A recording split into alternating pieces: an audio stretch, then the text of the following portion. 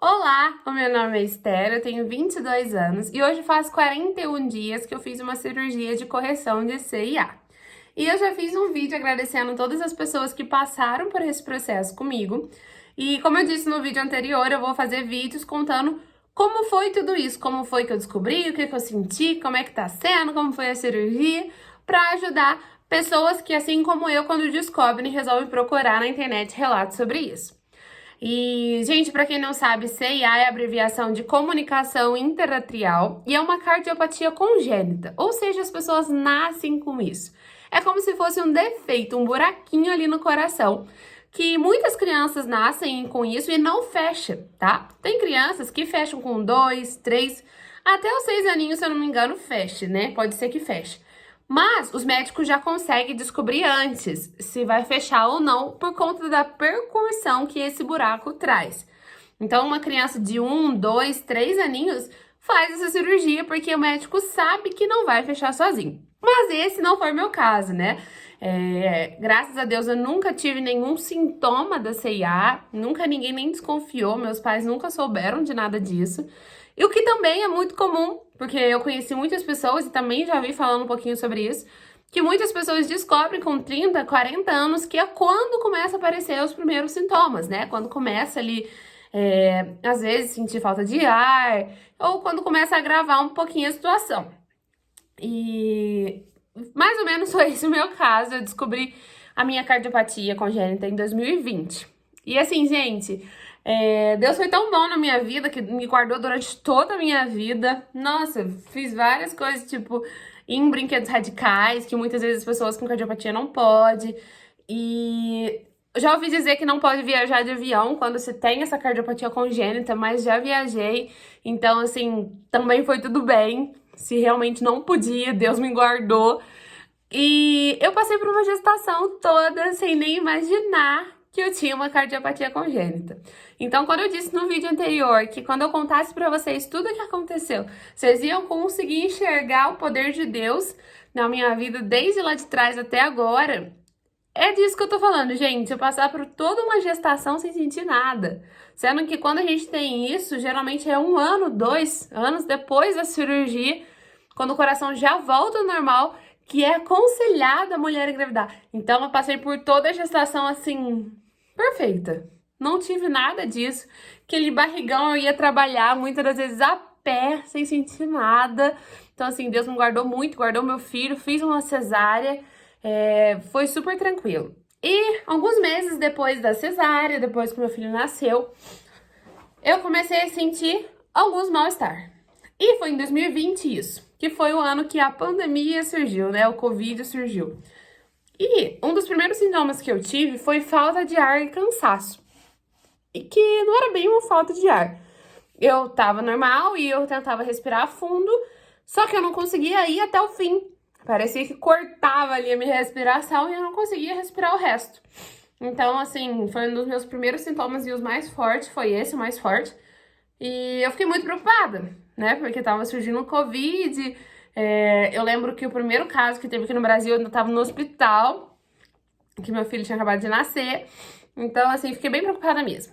E teve um dia que eu passei mal o dia inteiro, com o coração muito acelerado mesmo, e eu medi naquele aparelhinho de casa mesmo, de pôr aqui no pulso, e tava 120, 125 o dia inteirinho, e era péssimo. Eu tava na casa da minha mãe, com meu bebê e ela, e assim, deitada, eu sentia o coração batendo muito forte mesmo, e a sensação era horrível. E aí eu mandei mensagem pro meu marido no trabalho, falei, olha, eu não tô bem, meu coração tá acelerado o dia inteirinho, e eu quero ir no médico, quero ir no hospital. E aí eu fui e fiz o exame, o eletro, né? E no eletro não deu nada, a moça do hospital disse que não deu nada, até me deu um calmante na hora, mas ela falou assim, olha, pra desencargo, se você quiser, procura um cardiologista. E o obstetra que eu fiz todo o meu pré-natal, que fez o parto do meu filho, ele também falava às vezes, olha, Esther, procura um cardiologista. Falou isso pra mim, depois que meu filho já tinha nascido, né? Procura um cardiologista, Esther. O motivo, gente, eu nunca perguntei pra ele, na verdade. Eu sempre fui uma pessoa muito gelada, então pode ser por isso. Na gestação, a minha pressão sempre foi muito baixa, mas acredito que muitas mulheres são assim. Mas, enfim, ele sempre falou pra eu procurar um cardiologista. E aí foi esse dia do hospital, que não deu nada. E eu tinha um retorno no obstetra. E, assim, ele é um médico excelente, muito cuidadoso, e ele é bravo também. E aí eu fui pro retorno dele, e na ida eu falei, nossa, se eu não for no cardiologista, ele vai falar um monte. Então, quer saber? Eu vou ligar no cardiologista e vou marcar agora pra eu ir lá.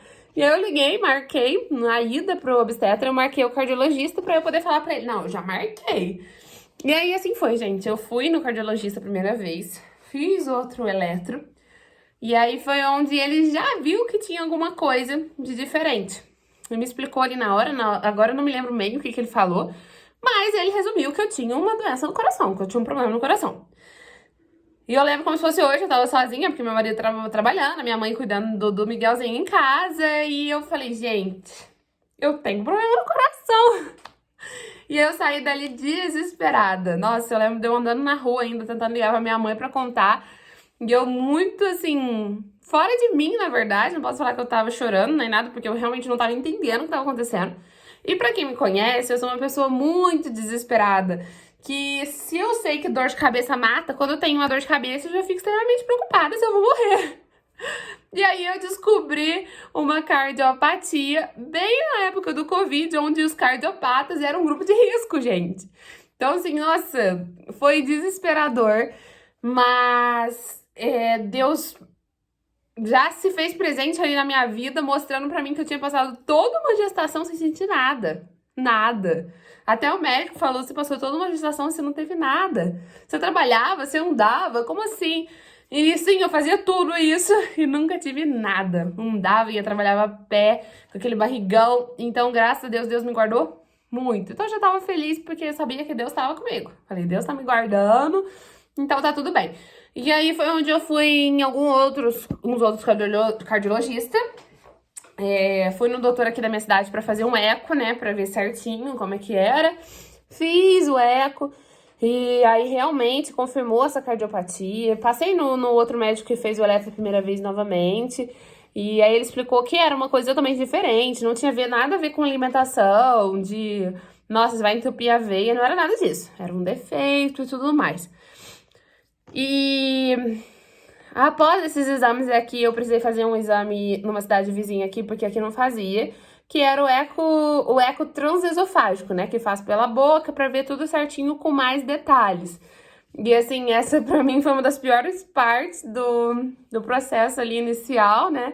Que muitos hospitais cedam pra fazer esse exame. Você realmente dorme pra fazer o exame e você não vê nada. Em algumas clínicas, eles te dão uma sedação um pouquinho mais fraquinha, que você também sente pouquinho, você fica meio ali grog. Mas eu amamentava e eu levei meu filho comigo nesse dia, então já teve o processo de ir até lá, demorou pra fazer o exame, demorou pra chegar a minha vez. Então eu falei, não, eu tô com meu filho, eu tenho que dar mamar pra ele, então eu não posso ser sedada. E, gente, foi péssimo, porque eu não tive nenhuma sedação pra dar uma apagadinha. E até na boca, né? Porque a sedação que às vezes eles aplicam na boca é forte. E ia passar pro mamar que eu tinha que dar mamar pra ele, pro meu filho. As pessoas dizem que quando a gente vira mãe, a gente nem sente, né? A gente faz tudo pelo filho. E foi assim, gente. Realmente a sensação é horrível, mas não foi algo que eu falo, nossa, me arrependo, deveria ter sedado. Não, não me arrependo. Consegui passar, graças a Deus. Foi feito o exame, não é a melhor sensação de todas, mas talvez eu só senti bastante por não ter nenhuma sedação, né? A moça só aplicou uma coisinha na minha boca ali que não era muito forte, que não ia passar pro mamar, mas quase nada. Então, assim, por isso foi um pouquinho desconfortável. Mas, fora isso, foi ok. E aí foi nesse exame que descobriu o tamanho, tudo, o tipo, que é do tipo osteosecundo, a minha CIA, que é uma das mais comuns. Então, foi ali que eu descobri, assim, mais a fundo isso, sabe? E, gente, nossa, eu sou tão desesperada que tudo eu procurava na internet. Ai, será que CIA faz parte do grupo de risco? Só que não tinha muito sobre isso, né? Porque era muito recente esse negócio de grupo de risco, então eu punha cardiopatia, e cardiopatia era... E, ai, meu Deus do céu, e aí eu tinha uma prima minha que trabalha lá em São Paulo, tem uma prima minha que trabalha lá em São Paulo, e eu mandava exame pra ela, eu faço parte do grupo de risco, e ela, ai, teoricamente você faz um pouquinho, ai, gente, nossa... Eu sou muito desesperada, então, assim, caiu numa parte muito desesperada da minha vida, onde eu tinha um bebê em plena pandemia descobrindo uma cardiopatia, que podia ser grupo de risco. Então, assim, foi bem difícil nesse começo, mas, nossa, graças a Deus, Deus deu muita força, Deus ajudou. E fiz alguns outros exames e tudo mais, e aí consegui consultar pela primeira vez em um dos hospitais aqui da região que faz, né, a cirurgia. E quando eu consultei nesse hospital, é um hospital do SUS, então o médico que você consulta no dia é ele o seu responsável até você fazer a cirurgia, você vai fazer a cirurgia com ele. E aí eu fiz a consulta com ele, com esse doutor, e a CIA, ela tem duas maneiras de fechar: pelo catéter ou por cirurgia peito aberto. E o catéter é, obviamente, menos invasivo, né? E aí eu fiz essa consulta com ele e tudo mais. Ele explicou pro meu marido e eu o que que era, como é que funciona e tudo mais. E que no SUS aqui do estado que eu moro, não fazia por catéter.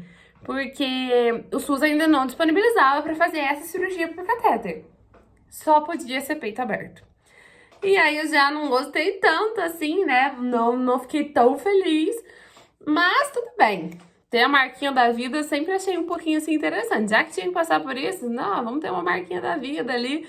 Mas, logicamente, a gente sempre quer o mais fácil e o menos invasivo.